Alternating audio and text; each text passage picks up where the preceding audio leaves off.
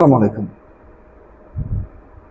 সাবেক প্রধানমন্ত্রী শেখ হাসিনা দেশে ফেরার ঘোষণা কতটা বাস্তব, কতটা প্রস্তুত নেতাকর্মীরা?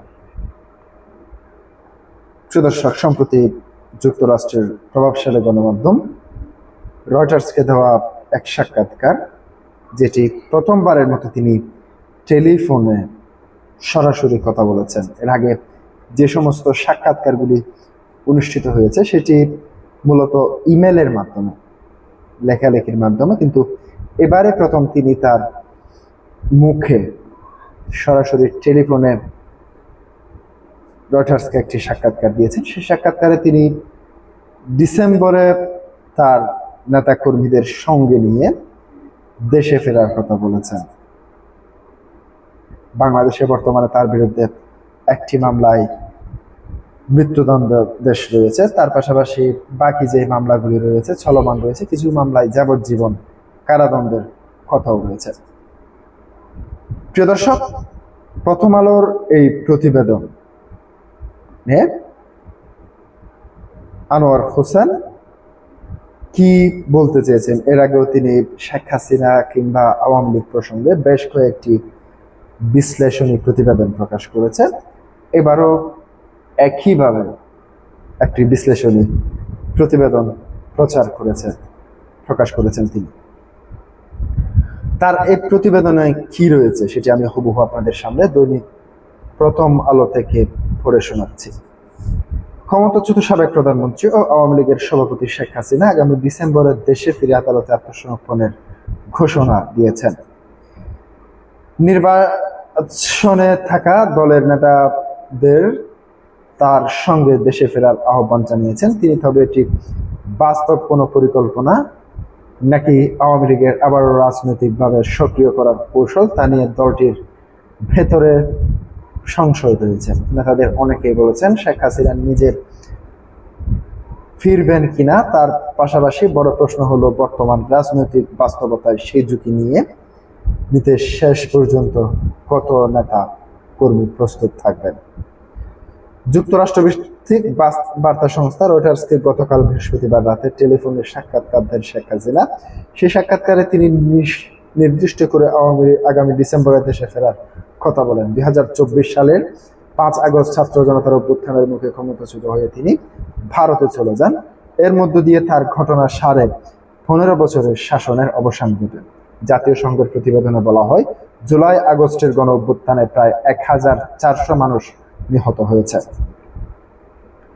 শেখ হাসিনা দেশে ছাড়ার সঙ্গে সঙ্গে আওয়ামী লীগের গুরুত্বপূর্ণ নেতা, তার সরকারের সাবেক মন্ত্রী, দলীয় সংসদ সদস্য এবং তৃণমূলের অনেক নেতাকর্মী আত্মগোপনে চলে যান। পরে তাদের অনেকে ভারত, যুক্তরাষ্ট্র এবং যুক্তরাজ্যে, কানাডা, সংযুক্ত আরব আমিরাত ও ইউরোপের বিভিন্ন দেশে অবস্থানের ছবি এবং ভিডিও প্রকাশ পায়। দেশে থাকা অনেক নেতা কর্মী গ্রেপ্তার হন। গত বছরের মে মাসে আওয়ামী লীগের কার্যক্রম নিষিদ্ধ করা হয়, যখন দলটির রাজনৈতিক তৎপরতা মূলত অনলাইনে সীমিত। এর বাইরে বিচ্ছিন্নভাবে বিভিন্ন ঝটিকা মিছিল রয়েছে, সেগুলোকে দলীয় সাংগঠনিক শক্তির চেয়ে অস্তিত্ব জানান দেওয়ার চেষ্টা হিসেবে দেখা যাচ্ছে। রয়টার্সকে দেওয়া সাক্ষাৎকারে শেখ হাসিনা বলেছেন তিনি এবং আওয়ামী লীগের অন্য নেতারা স্বেচ্ছায় দেশে ফিরে আদালতে আত্মসমর্পণ করতে চান। তিনি বলেন, আমাদের ফিরতেই হবে। আমাদের দলের নেতাকর্মীদের ওপর ভয়াবহ দমন পীড়ন চালানো হচ্ছে। যদি মৃত্যু আসে, আমি চাই আমার নিজের মাটিতেই মৃত্যু হোক, সেখানে আমার বাবা মা সমাহিত আছেন এবং যেখানে তাদের রক্ত ঝরেছিল। তবে আওয়ামী লীগের দায়িত্বশীল সূত্রগুলো মনে করে ডিসেম্বরের সময়সীমাটি প্রতীকী হতে পারে। এটি নেতাকর্মীদের চাঙ্গা করা, দলের ওপর নিষেধাজ্ঞা প্রত্যাহারের দাবি চাপ তৈরি করা এবং রাজনৈতিক পরিসর ফিরে পাওয়ার কৌশলে অংশ হতে পারে। এর আগে গত 28 জুন ভারতীয় গণমাধ্যম এনডিটিভিকে দেওয়া সাক্ষাৎকারে শেখ হাসিনা চলতি বছরের মধ্যে দেশে ফেরার কথা বলেছিলেন। তার এই বক্তব্য ভারতীয় ও আন্তর্জাতিক বিভিন্ন গণমাধ্যমে প্রকাশিত হয়। গত সপ্তাহে আওয়ামী লীগের কয়েকটি অভ্যন্তরীণ অনলাইন সভার পর দলীয় নেতাকর্মীদের মধ্যে আলোচনা ছড়িয়ে পড়ে যে তিনি ডিসেম্বরে ফেরার কথা বলেছেন। আওয়ামী লীগের একাধিক নেতার সঙ্গে কথা বলে জানা গেছে, গত 12 ফেব্রুয়ারি ত্রয়োদশ জাতীয় সংসদ নির্বাচনের পর শেখ হাসিনা বিদেশ থেকে দলীয় নেতাকর্মীদের দেশে ফেরানোর জন্য প্রায় বলতেন। তবে তখন পর্যন্ত উল্লেখযোগ্য কোনো নেতা তার এই আহ্বান সাড়া দেননি, বরং অনেকেই নিরাপত্তা ও গ্রেপ্তারের আশঙ্কায় ভারত ছেড়ে অন্য দেশে চলে গেছেন। শেখ হাসিনা দেশ ছাড়ার পর অধ্যাপক মোহাম্মদ ইউনূসের অন্তর্বর্তীকালীন সরকার প্রায় 1.5 বছর দেশ পরিচালনা করে। সে সময় শেখ হাসিনা, আওয়ামী লীগের শীর্ষ নেতা এবং আইন শৃঙ্খলা রক্ষাকারী বাহিনীর অনেক সদস্যের বিরুদ্ধে গত শত শত হত্যা মামলা হয়।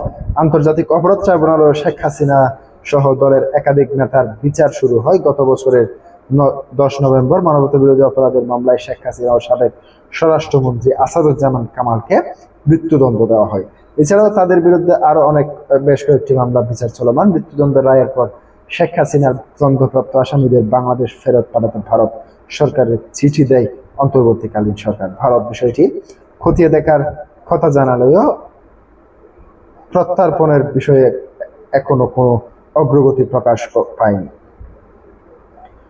বর্তমান বিএনপি সরকারের শেখ হাসিনাকে দেশে ফিরিয়ে এনে রায় কার্যকরের কথা বলছে। শেখ হাসিনার দিল্লিতে অবস্থান ফিরিয়ে দেওয়ার জন্য বাংলাদেশের চিঠি দেওয়া, সব মিলিয়ে বিষয়টি দুই দেশের সম্পর্কে বেশ বড় প্রভাব ফেলেছে।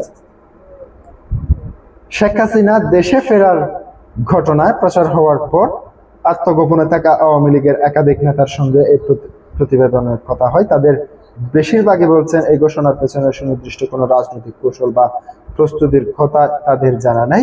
ডিসেম্বরে আসতে এখনো প্রায় 5 মাস বাকি। এর মধ্যে দেশের রাজনৈতিক পরিস্থিতি, ক্ষমতাসীন বিএনপির অবস্থান, বিরোধী দল জামাত ইসলামী এবং এনসিপির মনোভাব এবং আন্তর্জাতিক পরিমণ্ডলের ভূমিকা, এসবের পর অনেক কিছু নির্ভর করবে। শেখ হাসিনার বক্তব্য নৈরাজ্য সৃষ্টিকারীর বিষয়, সরকার পুরো বিষয়টি আইনের দৃষ্টিতে দেখছে।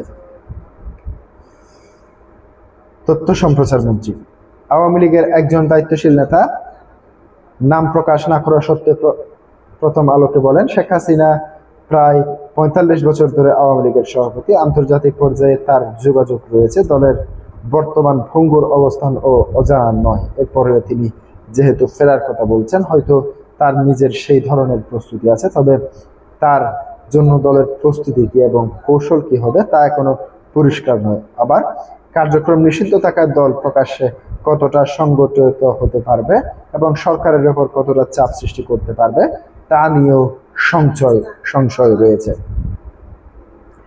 এছাড়াও যাদের সম্পদ ও অর্থ নিরাপত্তা রয়েছে, আর্থিক নিরাপত্তা রয়েছে, তাদের বড় অংশ শেখ হাসিনার আহ্বানে দেশে ফিরে